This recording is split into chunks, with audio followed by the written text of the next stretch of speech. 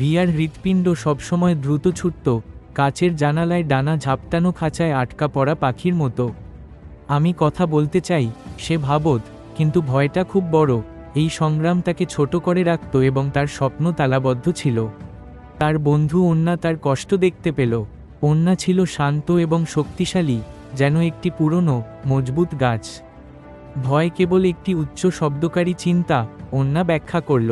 এটা আসল বিপদ নয়, তবে তোমার মন কৌশল করে। আনিয়া তার গোপনীয়তা ভাগ করে নিল। শান্ত মিনিট। যখন ভয় আসে, এর সাথে লড়াই করো না। শুধু থামো, চোখ বন্ধ করো এবং 1 মিনিটের জন্য গভীরভাবে শ্বাস নাও, সে বলল। শুধুমাত্র বাতাস ভিতরে এবং বাইরে যাওয়ার দিকে মনোযোগ দাও, যেন সমুদ্রের ঢেউ দেখছ। এই সহজ কাজটি ভয়ের জাদু ভেঙে দেয়। রিয়া তার অনুশীলন শুরু করল, বড় মুহূর্তগুলির আগে শান্ত মিনিট চেষ্টা করল। যখন সে উদ্বেগের উষ্ণতা অনুভব করত, তখন সে থামত এবং শ্বাস নিত, তাজা বাতাসের স্বাদ নিত। উচ্চ শব্দকারী ভয় চিন্তা শীঘ্রই ফিসফিস হয়ে গেল, তারপর নীরবতা। অবশেষে সে তার উপস্থাপনা দিল।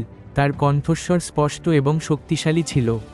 তার বুকে আর ভারী লাগছিল না, এটি হালকা লাগছিল, যেন একটি গরম বাতাসের বেলুন উপরে উঠছে।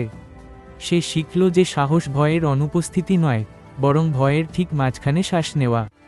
শক্তিশালী শিক্ষাটি হল, আপনি ভয় দূর করতে পারবেন না, তবে আপনি এটির সাথে আপনার সম্পর্ক পরিবর্তন করতে পারেন।